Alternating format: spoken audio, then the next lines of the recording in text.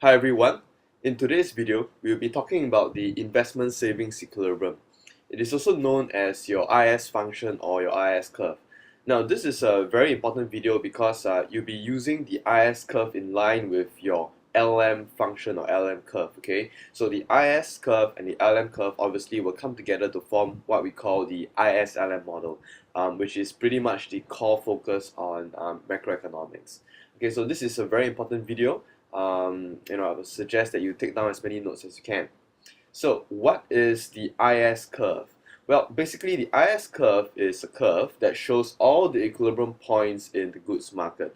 So when I say the goods market, I'm actually referring to demand for consumption, for investment goods, for government spending, etc. Okay, so that's what I meant by the goods market.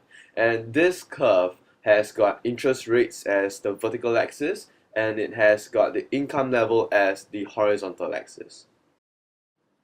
So I suppose that was really easy to understand. Let's look at the graphical derivation of the IS curve. Okay, before we go into that, just let me show you that the IS curve is actually a downward sloping curve on the interest rates versus income graph. Okay, so what we're going to need to derive this using graphs is the Keynesian Cross Diagram. Well, I hope you remember what this is. So the Keynesian Cross Diagram has got aggregate expenditure on the vertical axis and it's got income on the horizontal axis. Okay, so that is how you're going to derive your IS curve, which again is a curve that is drawn on a graph with interest rates against the income level. And basically what you need to do is to change the level of interest rates to see the change in the income level so that you can actually see the IS curve. So you might be asking, why do we need to analyze interest? Well, that's because we previously discussed that the difference between macroeconomics and microeconomics is that money plays a big part of this story, right? When there's lending and borrowing activities going on, you have to fall back on the interest rates to talk about the demand and supply of money, of what economists like to call loanable funds. Okay, so we're going to begin by drawing the Keynesian cross diagram and giving it a initial equilibrium. Okay, so I've got my 45-degree line there. I've got an initial AE curve of AE naught. Now take note that the interest level is I naught, okay, and the amount of autonomous expenditure here is A bar. It is very important for you to take note of the interest level at this point. So just below of the Keynesian cross diagram, I'm going to draw a space for my ISLM curve to be drawn on. So since the horizontal axis is income as well, I can mark out where is Y naught. So the interest rates level initially is at I naught. Therefore, I can say that point A over here is one of the points on the IS curve. Okay, so point A is one of the many equilibrium points of the goods market on the IS curve. Now you might be wondering why I'm using I for interest rates and not R. Okay, R here stands for the real interest rate. So why am I using nominal instead of real? Well, that's because I assume that prices are fixed and that inflation is equal to 0. So if I were to write out the equation for the nominal interest rates, which is the real interest rates plus the inflation rate, which is 0, then I'm going to get I equals to R. So the nominal interest rate here is the same as the real interest rate. So there's really no difference using I or R. Now remember that I mentioned that we need to change the interest rates to see the change in output. So I'm going to assume that the nominal interest rate is going to fall to I1. So what happens when the interest rates fall? Okay, now this goes back to your basics. Now we're talking about the goods market here, okay? So when the interest rates fall, what happens is that your investment is going to rise. Why? Well, that's because there is a negative relationship between interest rates and the amount of investment, right? We talked about this in the previous videos. So an increase in investment will cause your aggregate expenditure to rise, which also cause an increase in income. So my AE curve is going to shift up just like that, and taking note that the interest level is now changed to I1. Okay, the autonomous expenditure is still the same, so I've got a new point of equilibrium in my Keynesian cross diagram. So this is the new goods market equilibrium that is determined by your interest rate and your output level. Okay, so my new equilibrium in the goods market gives me an output of Y1, and the interest rates is now I1. So I'm going to bring that across horizontally to the new level of output so that I can mark out point B. What I'm going to do next is to assume linearity as in it's a straight line. Okay, I'm going to connect points A and B, and there you have it. this is my IS curve, downward sloping curve on the graph plotted with the axis of nominal interest rates against income. So the stuff in this brackets that you see over here, generally they will be government spending as well as taxes. You can include things like C0, I0, X0, M0, which is your exports and imports, etc. And these are known as exogenous variables, which means that they are variables outside of the model. Okay, I'm going to come to what it means by in the model soon. So examples of variables that are in the model would include things like your income level and your interest rates level. See, they're on the graph itself. So that is the model itself. So they are inside of the model. Just to let you know, we do not often put the endogenous variables inside the bracket. We just leave the exogenous variables inside, more generally G and T. Now that we know how to give birth to the IS curve, we need to know how the IS curve is going to move. So in general, there are three types of dynamics that the IS curve can experience. Okay, so the first type is known as movements. What I mean by this is movements along the IS curve itself. So technically speaking, the IS curve doesn't really shift or anything. So it's like moving from point A to point B to point C within the same IS curve. Okay, and what causes movements along the IS curve? Okay, it is actually changes in endogenous variables that causes all these movements, right? So we just mentioned that endogenous variables here include things like your interest rates as well as a change in the income level. Okay, so let me just show you some examples of movements along the IS curve. So let's say initially our interest rates level is at I0, which gives us a output level of Y0. So our initial equilibrium is at point A. Now, if interest rates were to fall to I1, this will give us a new output level of Y1. As you can see, we just moved from point A to a new point B. Okay, so this movement here can be explained as in this way. Alright, so when the interest rates fall, investment is going to increase, aggregate expenditure is going to increase, therefore an increase in output. See, you just saw it here in the derivation of the IS curve. Okay, so this is the same exact thing that just happened for the derivation. So let's look at another case. Okay, so I've got my interest rates level at I0 giving me an initial output of Y0. So let's say interest rates were to increase now and the output level is going to fall. Okay, so the explanation from the movement of A to B is that when your interest rates go up, your investments are going to fall, AE will then fall, and your income level will also fall. Okay, so these are two examples of how we can have movements along the curve. Okay, so this is actually pretty easy. Now let's take a look at the next type of dynamics. Okay, it is actually shifts of the IS curve, which means that the entire IS curve is going to move somewhere. Okay, it's going to shift somewhere. Okay, so this is due to changes in exogenous variables. I think you should be pretty good at what that means right now. So these variables include changes in your government spending, your investment level, as well as your autonomous consumption level. Okay, so on and so forth. So let's take a look at, again, two examples of how the IS curve can shift. Let's look at an example whereby the government increases its spending. Okay, this is also known as a fiscal expansion. So I've got my Keynesian cross diagram and my space for the IS curve. Let's just take note that the interest rates level now is at I0. Okay, so I'm just going to draw an IS curve over here and I'm going to label it as IS0. Okay, so that is point A, okay, my initial equilibrium. So I'm going to increase government spending, right? So when government spending increases, what happens is that my aggregate expenditure is going to increase. So this is going to cause my AE curve to, of course, shift up, right? So when that happens, my income level is going to increase as well. So autonomous expenditure here is going to increase now to A bar 1. Okay, so the whole AE curve is going to shift up. Okay, the interest rates level is still the same. Okay, so now I'm at point B, I got a new output of Y1. So the interest rates level again has not changed. So from point A, I'm going to move to point B, so therefore the entire IS curve is going to shift to the right. And check out the new labelings. Okay, so this is IS1 in the brackets, it's going to be G1 now because the level of government spending has changed. And since the taxes didn't change, I'm going to leave that as T0. Okay, so let me explain the intuition behind the shift in more structured form. So we know that the interest rates did not change. Therefore, at every level of interest rates, your output is now higher due to the increase in g. Okay, it is higher by the amount of the distance between y0 and y1. So now we move on to the second case whereby there is an increase in the tax level. Okay, so this is also known as a fiscal contraction. Okay, so we begin with the two graphs again.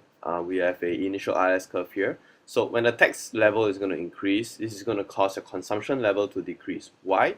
Because there is a negative relationship between taxes and the amount of consumption, right? You get taxed more, you're going to spend less, okay, consume less. So when the consumption falls, your AE is going to fall, okay? So that means your AE curve shifts down as well, causing a lower level of income. Okay, so this is my new AE curve, AE1. Take note that the interest level again has not changed. So point B gives me a new income level, and you see, since the interest rates has not changed, point B is over there. Okay, so I got my new IS curve over here, which is labeled as IS1, and in the brackets, G0 has not changed, therefore it is still G0, and the tax level has changed, therefore it is T1. So the intuition for the shift is that at every level of interest rates, my income level is now lower due to the increase in taxes, okay, and it is lower by the distance between y1 and y0. Okay, cool. So now we're going to move on to the last type of dynamics, which is rotations of the entire IS curve.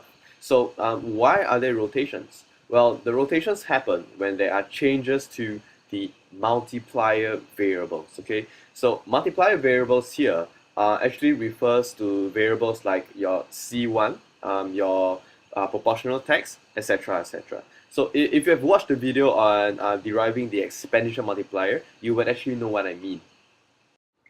Okay, I would suggest that you revise the multiplier video if you have not done so.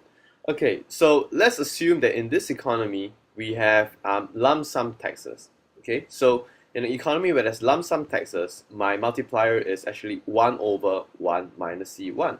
So let's say that C1 increases. What happens? So when C1 increases, the entire multiplier is going to increase, which means that your AE should increase, right? And the AE increases due to a steeper AE curve. Okay, so the steeper AE curve, okay, you're going to rotate upwards like that. So this is my new AE curve of AE1. So this brings me to point B, where my output level is now Y1. So again, has interest rates changed? No, interest rates has not changed. So point B will be the new level of income, but still at the old level of interest rates. So I connect the vertical intercept and point B together to get my new IS curve of IS1, and in the bracketed terms, G and T has not changed. So as you can see, a higher multiplier basically means a flatter IS curve, and this works in the opposite direction as my AE curve. A steeper AE would mean a flatter IS curve. Okay, let's look at another economy for our second example. Let's assume that in this economy, there are proportional taxes. Okay, so there are proportional taxes.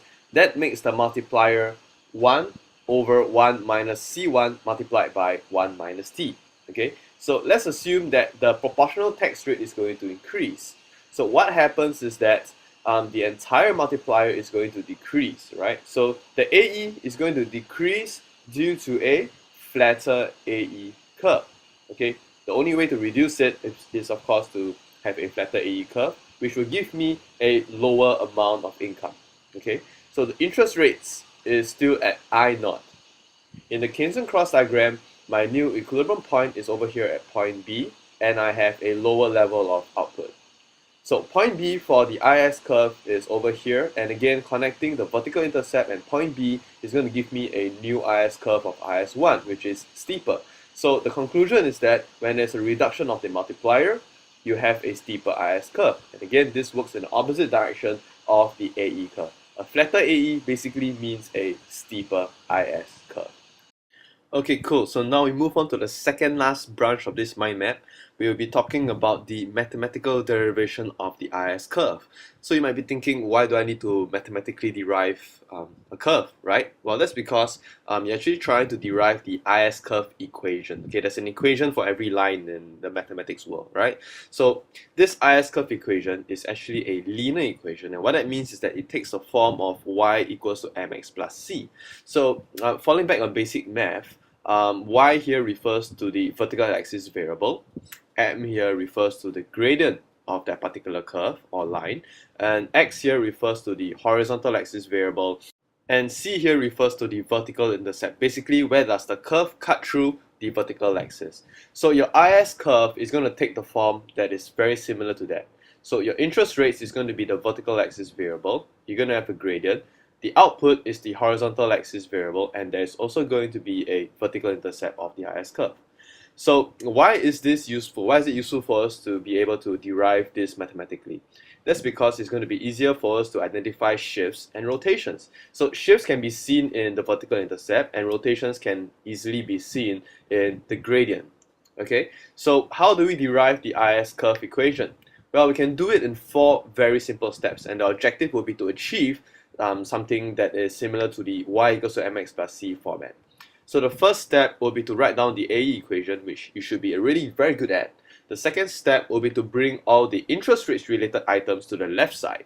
Okay, and the third step will be to group and factorize all the income related items that are already on the right hand side of the equation. Okay, and at the same time, you can actually replace all the non-interest rates and non-income level items with A cap. Okay, so A cap is basically the stuff that is not affected by interest rates and income.